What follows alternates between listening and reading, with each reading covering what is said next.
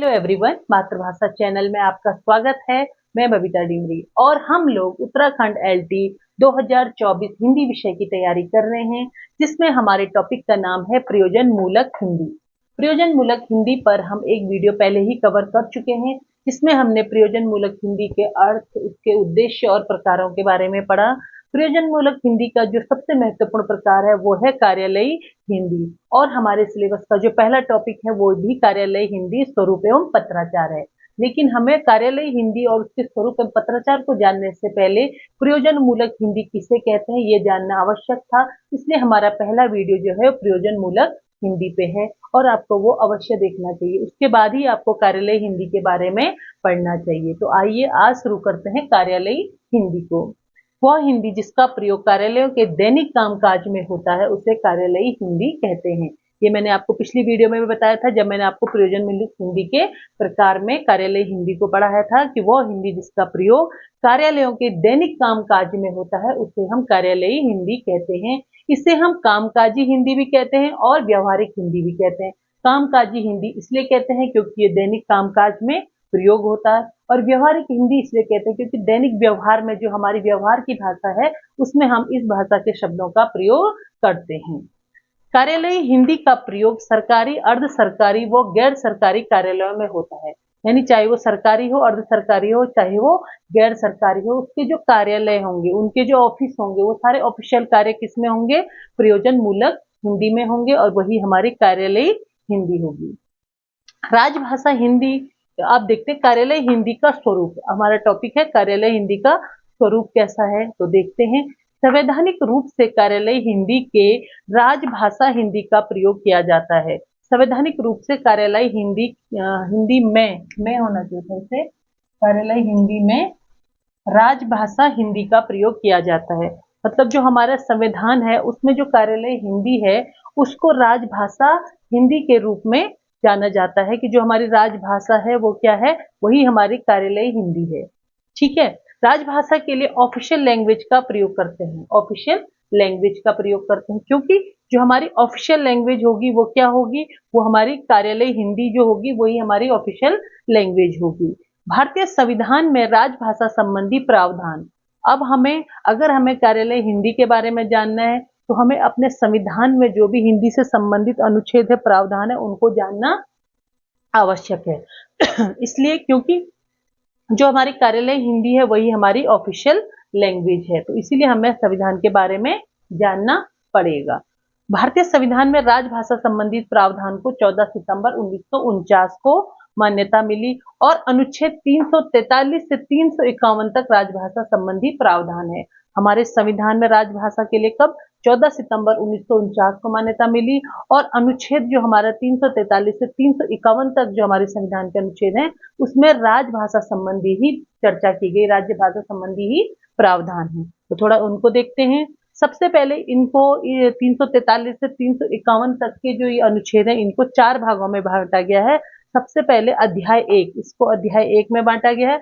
इसमें संघ की भाषा क्या होगी इस पर चर्चा की गई है। तो अध्याय 1 संघ की भाषा, इसमें अनुच्छेद 343 और 344 आते हैं। यानी हमारे अध्याय 1 के अंतर्गत 2 अनुच्छेद आ जाते हैं, 343 और 344। इसमें चर्चा की गई है संघ की भाषा के विषय में। तो 343 बोलता है कि भाषा, जो हमारे संविधान की जो भाषा होगी वो हिंदी होगी, और उसकी लिपि क्या होगी? देवनागरी होगी। यानी क्या मान्यता मिल गई थी कि जो हमारी भाषा होगी भारत की हिंदी होगी, और उसकी लिपि क्या होगी? देवनागरी होगी। यहाँ पे एक चीज और बोली गई थी कि जो हमारे अंकों की बात की गई है उससे अंतरराष्ट्रीय अंकों को मान्यता प्राप्त हुई थी, कि हमारे जो अंक हमारे लिपि में और हिंदी में आएंगे वो कैसे आएंगे? वो अंतरराष्ट्रीय अंक आएंगे, जैसे इस टाइप के 3, 4, 1, 2 जो इस टाइप के हैं वो आएंगे। 344 क्या बोलता है कि प्रथम राजभाषा आयोग बीजी खैर 1955 का गठन हुआ, और प्रत्येक 5 वर्ष के उपरांत राष्ट्रपति द्वारा एक आयोग का गठन किया जाएगा। 344 में क्या बोला गया? एक तो यहाँ पे एक काम हुआ था कि प्रथम राजभाषा आयोग का गठन हुआ। प्रथम राजभाषा आयोग के अध्यक्ष कौन थे? बीजी खैर, बाल गंगाधर खैर, और 1955 में इसका गठन हुआ। और 344 में एक चीज और हुई है कि इसमें बोला गया कि प्रत्येक 5 वर्ष के उपरांत जो राष्ट्रपति है वो राजभाषा आयोग को बनाएगा, उसके अध्यक्ष को चुनेगा।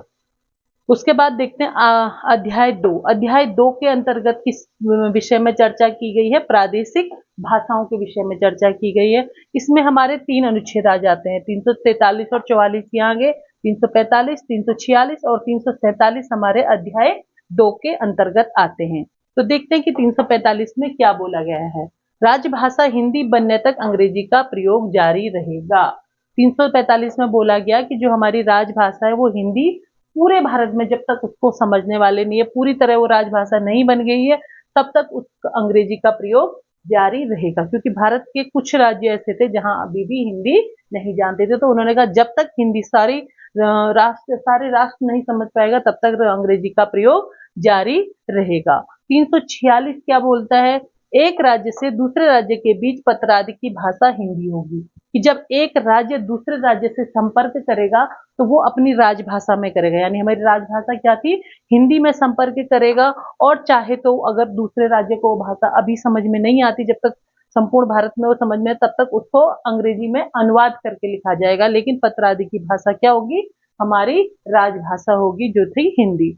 347 क्या बोलता है?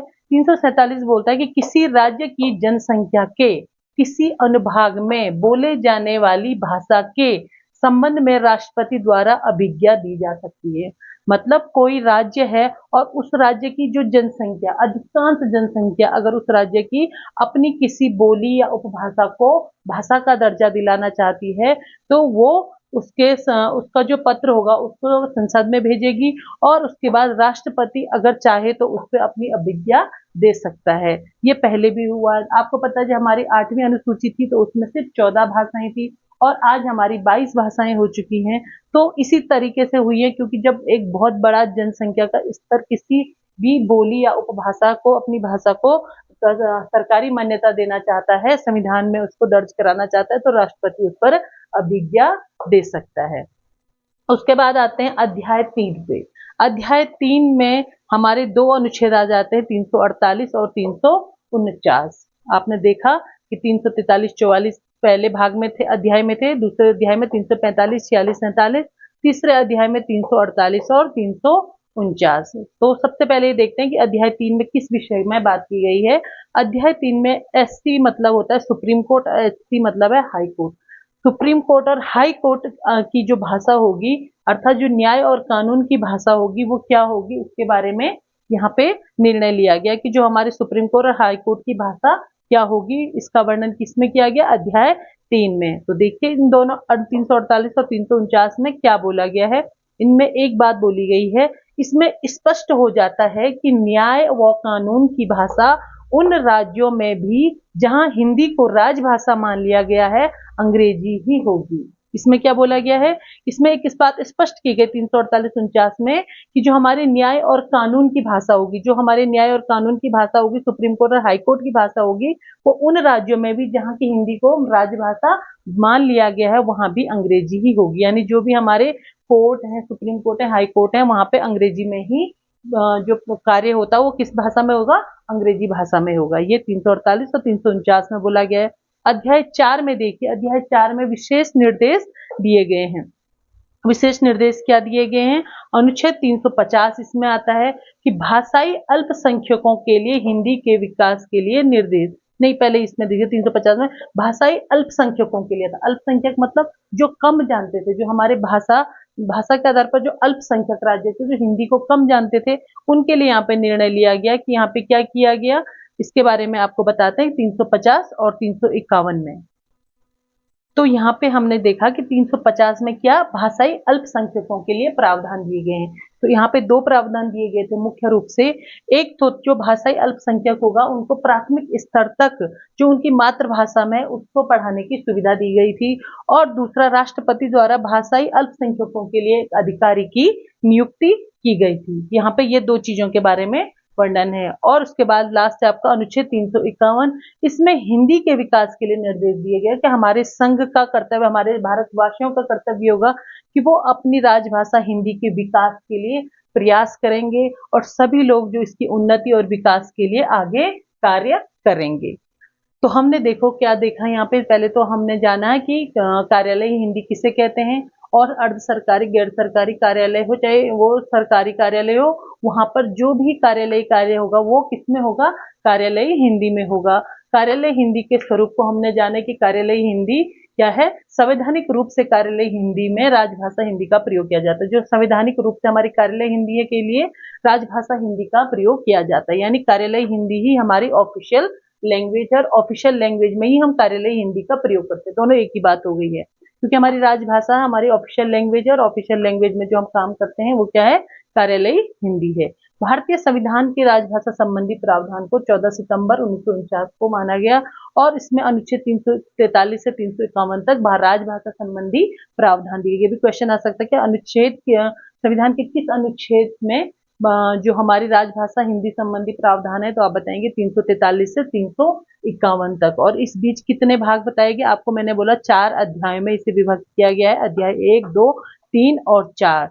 अध्याय जो 1 है उसमें कितने अनुच्छेद हैं, 343 और 344, 2 अनुच्छेद हैं। पहले में भाषा संघ की जो भाषा होगी संविधान की हिंदी राजभाषा और लिपि देवनागरी होगी। दूसरे में बोला गया कि प्रत्येक 5 वर्ष में राष्ट्रपति द्वारा एक आयोग का गठन किया जाएगा और प्रथम राजभाषा आयोग का गठन बीजी खैर ने किया 1955 में। ठीक है। उसके बाद अध्याय 2 में प्रादेशिक भाषाओं के विषय में बताया गया कि 345, 46 और 347 तीन अनुच्छेद इसमें आते हैं। पहले में बताया गया कि राजभाषा हिंदी बनने तक अंग्रेजी का प्रयोग जारी रहेगा। 46 में बताया गया कि एक राज्य से दूसरे राज्य के बीच पत्र आदि की भाषा हिंदी होगी। तीसरे में बताया गया 347 में कि किसी राज्य की जनसंख्या के और बहुत बड़े अनुभाग द्वारा अगर अपनी जो भाषा है उसको अगर राष्ट्रीय मान्यता प्रदान करवानी है तो उसके लिए राष्ट्रपति अभिज्ञा दे सकते हैं। अध्याय 3 में हमने सुप्रीम कोर्ट और हाई कोर्ट के बारे में जाना कि यहाँ की जो भाषा होगी किसी भी हाल में अंग्रेजी ही होगी। उसके बाद यहाँ पे देखिए अध्याय 4 में विशेष निर्देश दिए गए हैं कि अनुच्छेद 350 में भाषाई अल्पसंख्यकों के लिए निर्देश दिए गए हैं कि जो हिंदी भाषा को नहीं जानते उनके लिए कैसे निर्देश दिए गए हैं, और 351 में हिंदी के विकास में के लिए निर्देश दिए गए हैं कि हिंदी के विकास के लिए हमें प्रयास करने होंगे। अब ये 2 अनुच्छेद इसमें अन्य हैं जिसमें भाषा विषयक उपबंध है। यहाँ पे लिखा भी है भाषा विषयक अन्य उपबंध 343 और 351 तक तो है, लेकिन 2 अनुच्छेद और हैं जिसमें कि भाषा संबंधित बात की गई है। उसमें पहला है अनुच्छेद 120। इसमें देखिए किस चीज का वर्णन है, संसद में प्रयोग की जाने वाली भाषा हिंदी और अंग्रेजी होगी। जो हमारी संसद है उसमें जो प्रयोग किए जाने वाली भाषा क्या होगी, हिंदी और अंग्रेजी होगी। किंतु यथास्थिति मतलब यथास्थिति किसी कारणवश जो हमारे लोकसभा अध्यक्ष हैं वो इसकी अनुमति दे सकते हैं कि उस दिन अपनी मातृभाषा में वो अपनी बात बता सकें, लेकिन ये अनुमति कौन देगा, लोकसभा अध्यक्ष देंगे। उसके बाद अनुच्छेद 210 है, इसमें राज्य विधान मंडल में प्रयोग की जाने वाली भाषा के बारे में बताया गया कि जो राज्य विधान मंडल में प्रयोग किए जाने वाली भाषा क्या होगी।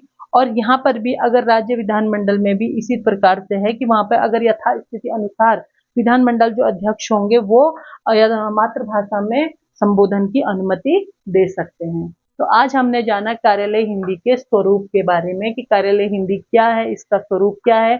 इसके स्वरूप को समझने के लिए संविधान में हमारे अनुच्छेदों को समझना आवश्यक है, क्योंकि जो हमारी कार्यालय हिंदी ऑफिशियल लैंग्वेज है उसमें हम कार्यालय हिंदी का प्रयोग करते हैं, इसलिए इन अनुच्छेदों को जानना आवश्यक है कि किस अनुच्छेद में हमारी हिंदी के विषय में प्रावधान दिए गए हैं। उम्मीद है आपको ये क्लास समझ में आएगी होगी।